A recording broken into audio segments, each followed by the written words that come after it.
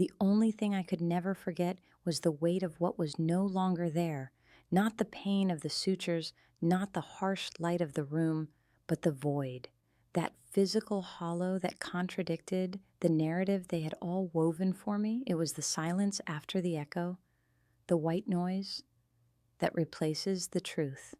If you're still here, don't just watch. Subscribe. You'll want to understand how a life can disappear without a trace and how love becomes the most glacial of weapons. It's raining in Seattle. It always rains, but today the rain hits the windows of my office like an insistent rhythmic accusation. I'm sitting in front of the bay window, the cold glass against my cheek, watching the drops stream down. This office is Rowan's den, and the smell of cedar and frozen ambition that emanates from it suffocates me. He's traveling. In New York, he tells me. He is always elsewhere, where the lie has more room to breathe than inside the walls of this house. My finger traces arabesques on the fine dust of a shelf, then stops at the small lacquered box. I know its contents by heart, but the routine of touch is important. Inside, there is the first thing he ever gave me, a simple, matte silver ring. And next to it, a small rattle, also silver, that I never used. I bought 2 of those rattles 7 years ago. The other one disappeared, supposedly thrown away by Rowan during his great post-trauma cleanup. But the void, you see, I felt it even before I saw it. Subtle flashback. The room vibrates, the colors momentarily fade. The ultrasound 6 months prior. The gelatinous softness of the cold gel on my taut belly. Dr. Juniper Ashworth, before the name became a mere silhouette in this rainy city. I was still filled with a lukewarm naivety. I remember the screen, the blurry, monochrome texture. The technician, a calm man with large, firm hands, had pointed to a first heartbeat, fast and confident. My heart swelled. "That's a good rhythm," he had said. Then, his stylus had slid a few millimeters, paused, and he had pointed. And here, the line of his brow furrowed. 2 heartbeats, right next to each other. 2 hearts, 1 source. The shockwave had risen to my throat, but it was immediately replaced by a raw, double joy. I remember catching my breath. "Twins," I had whispered, the word echoing like a sacred promise in that dark room. The technician had nodded, but I have replayed 100 times since, his gaze landing on the intercom for a fraction of a second before he resumed his neutral expression. There was a secret in that pause. Rowan Croft, my husband, was the epitome of London success, transplanted to Seattle for a soulless but spectacularly successful tech company. He loved perfection, ironed shirts, single malt scotch, and a minimalist architect's house where every object had its place. I was his beauty, his gentle one, his anchor. When I told him about the twins, his smile froze. A thin crack in the mask of the man who controlled everything. He straightened his tie and said, in a surprisingly calm voice, "Twice the logistics, Juniper, will have to be more organized." No joy, no astonishment, just the word logistics. It was the first note of the coming cacophony. The delivery. Chaos descended upon me like a black and red wave. I was exhausted, lost in the screams and the demands. But I have a memory, you see. A sensory memory that won't be erased by morphine or fatigue. When the first cry tore the air, it was a little girl. They placed her on me, tiny, slick, with hair black as ink. Winter. My body relaxed for an instant. Then the pain returned, a final urgent spasm. I felt the second passage, the pressure, the slide, and the second cry. Not as loud as the first, hoarser, shorter. It was muffled almost immediately. A blanket, quick movements, behind the gauze curtain, and then silence. When I asked, in a voice that sounded like broken glass, "The other one? The boy?" We had decided to name the boy Reed. The nurse replied, without looking at me, her face concentrated on the needle, "You only have one baby, dear. A beautiful little girl." They drugged me. I know it. When I woke up, the room was filled with cold, filtered sunlight. Rowan was there, sitting in an overly perfect designer chair, holding my hand. Winter slept alone in a plexiglass crib next to me.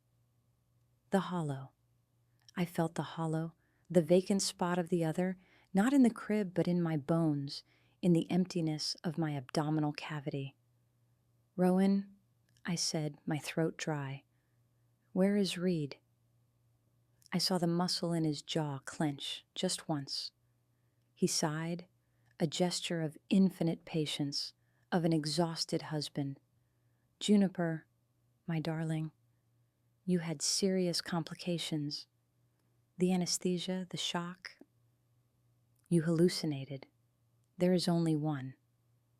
Our winter, vanishing twin syndrome, we talked about it. Your body thought there were two. Vanishing twin syndrome, an elegant medical term to camouflage a crime. I was a biologist by training, and I knew what my body had done. There had been no in utero vanishing.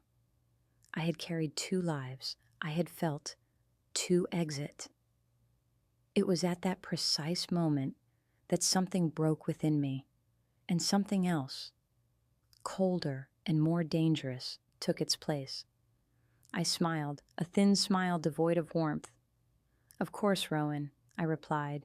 "I must be tired." I put the silver rattle, the one from the life I was allowed to have, in my pocket, so that the clinking would be the only sound witnessing my truth. The 7 years that followed were a case study in sophisticated concealment and polite paranoia. Winter, our daughter, is magnificent.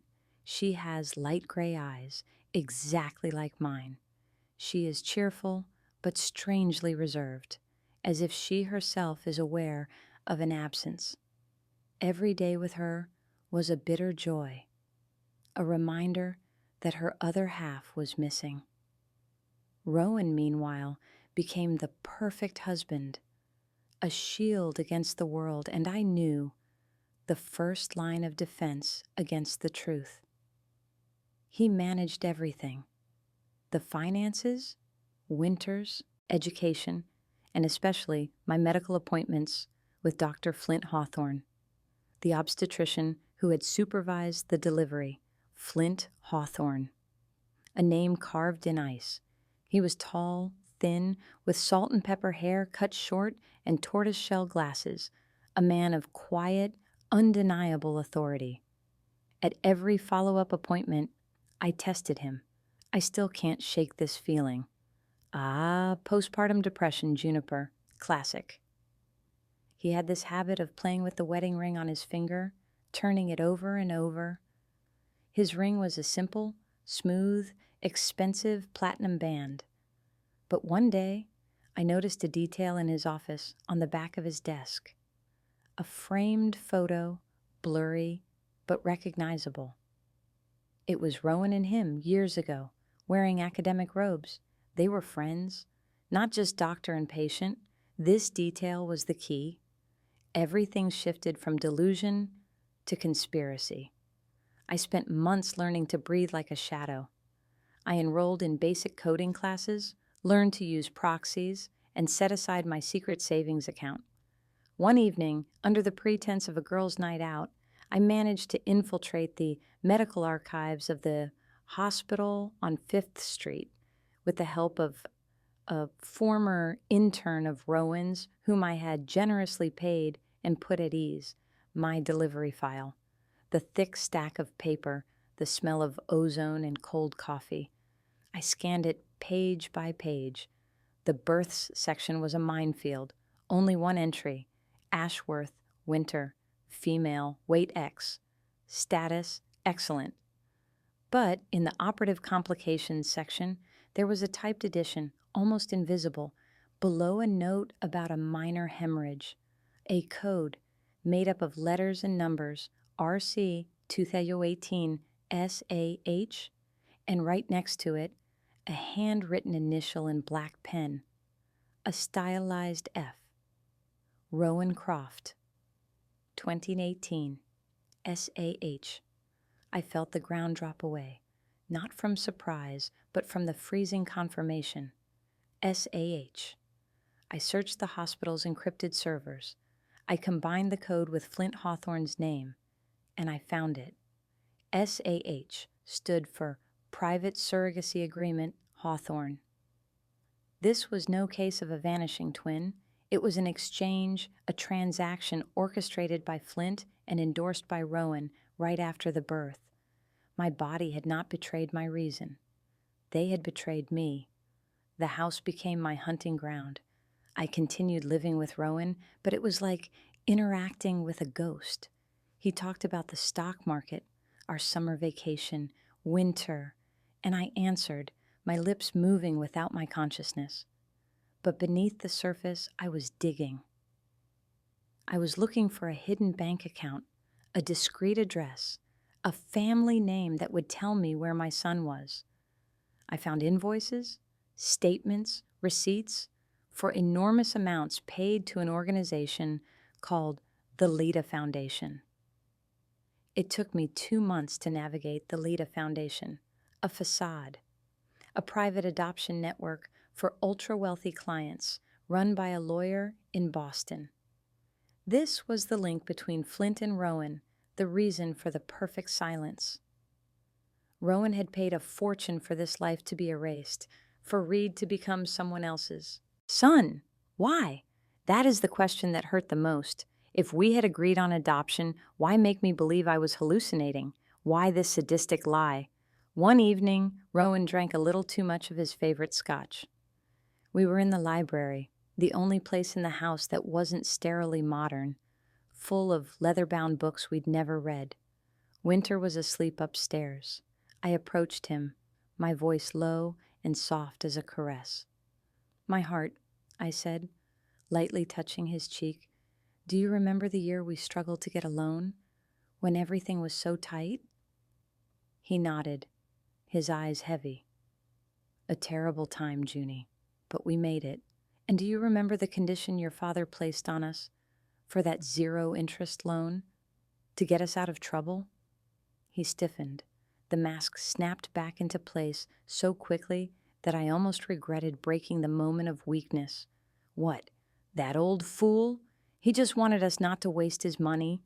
He wanted a grandson, Rowan, not a granddaughter. He wanted an heir bearing the Croft name for the head office. And we weren't allowed a second try. Silence fell in the room. Only the sound of rain on the glass roof. Rowan took a breath so deep he trembled. "You needed peace," he said, his voice regaining its composure, calm, polite, but broken. "You were so fragile. Flint said it was the only way to protect you." "Protect who, Rowan?" I felt the tears rise, but they remained trapped in my throat, turned to ice. "Protect your lineage?" He didn't answer. He got up, picked up his glass, and left for the kitchen, leaving me alone with the weight of a new truth. He hadn't lied to protect me from trauma, but to steal my son to satisfy the pride of a family empire. The Boston address was in my hands, a large red brick mansion in the Beacon Hill neighborhood. I didn't go right away. Revenge is not a dish to be eaten hot. It's a liqueur that must infuse slowly until its bitterness is perfect. I first found the name of the adoptive couple, the Hemlocks, and their son, who had been renamed River Sterling Hemlock.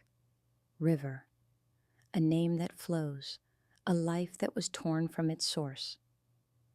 I arrived in Boston under a clearer sky, but the air was charged with the same humid cold as Seattle.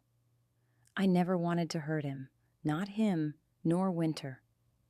Revenge, in my broken heart, was not the desire for a reunion, but the need for a justice that would not destroy innocence. I parked my rental car a block away from the mansion. I waited, sitting in the car, feeling the smell of new leather and the cold biting my hands. I had brought the second silver rattle, the one that survived. It was in the inner pocket of my coat. He came out, a 7-year-old boy, the same age as Winter, walking next to his adoptive mother. He was dressed in an elegant plaid jacket and holding a storybook. He had the same slightly slumped walk as Winter, the same air of precocious intelligence. And then he turned his head. His eyes, those light gray eyes, the exact mirror of mine and Winter's. I put my hand over my mouth, stifling a sound that could have shattered that peaceful scene. He was there, alive, well-raised, loved, but under a name that wasn't his, in a life that should have been ours. It was the biggest, coldest, most elegant of thefts. I didn't call out to him. I didn't move. I watched him climb the steps, his small, straight back disappearing behind the enormous oak door. I loved him, in that moment, with a silent, absolute love, and I understood that my revenge could not involve breaking the life they had given him. I returned to Seattle. I reorganized the apartment, replacing the silence with the noise of a vacuum cleaner. I did what Rowan expected. I was Winter's mother, the silent and elegant wife, the resigned shadow. But I also did something else. I wrote. In my office, where the rain continues to hit the glass, I finished the confession. Not a diary, but a very special letter. It is addressed to Rowan's company board of directors, to the medical authorities who regulate Flint Hawthorne's license, and especially to the Hemlock's lawyer, who might be interested to know that their son's adoption was facilitated by the falsification of the birth records of a traumatized mother. I detailed everything: the code R2018-SAH, the secret bank account paid to the Leda Foundation, the encrypted emails I managed to unearth between Rowan and Flint talking about the transaction and eliminating the risk. My heart is no longer broken. It is simply empty, but the void is an ideal space for clarity. I put the silver rattle in the envelope, a small symbol of the life that was erased. Rowan returned from New York. He smelled of jet fuel and polite guilt. He kissed me, a dry kiss. "You look tired, Junie. You should rest." "I've rested a lot, Rowan," I replied, running my hand over his collar. "I've rested to the point of becoming dangerously lucid." He is in the living room now, reading the financial paper. He believes his world is stable, that I am his broken but silent pillar. He doesn't know the file is ready, or that he's not the only one who contributed to it. I waited for the perfect opportunity. The next day, there is a company gala, the place where Rowan feels most invincible. Flint Hawthorne will be there as a major hospital donor. I slipped into his office, my hand gliding over the cold glass of the desk, leaving my index finger on the small lacquered box. I take the ring he gave me, the only symbol of our old love. I leave it, alone, in the center of the desk, like an offering to a forgotten deity. I take the last piece of evidence I found, an encrypted message I cracked just this morning. It is addressed to Rowan from his father, dated 1 week after the birth. It reads, The deal is validated. A daughter for love, a son for the empire. Excellent logistics, my boy. It's the word logistics that kills me, the same word he used 6 months earlier when I had whispered twins. I slipped the bulky envelope, the package of evidence, under a stack of official documents right where his secretary, who is also mine and who has a certain aversion to Rowan, will find it tomorrow morning before he arrives. I walk away, the breeze from the bay window caressing the back of my neck. I am empty, but I am whole. The truth that made me lose my mind for years, was not that Rowan stole my son out of greed, nor that Flint betrayed his oath. The truth is that before the birth, when we were broke and terrified, when I was in shock from the twin announcement and Rowan had just received his father's conditional inheritance offer, I had accepted the idea of a single visible life. I had said, in a moment of moral exhaustion, that it was better for one of the children to have a perfect, stable life elsewhere, away from our chaos. But I had never, ever signed up for them to make me believe I was insane, that I had hallucinated. My body knew it had given birth to two. My head, under shock and medication, had been programmed to forget it. The lie was not the theft of the son. The lie was the theft of my memory and my reason, transforming a painful choice into a mental pathology. They stole my grief, and for that, they will pay for the rest of their perfect lives. I leave the house. I took nothing but the car keys and the silence of the rain. The silver rattle is in the envelope, but its melody is now played by justice. If this story still echoes in you, stay, subscribe. There is always another truth veiled in the dark, and I am only just beginning to bring it to light.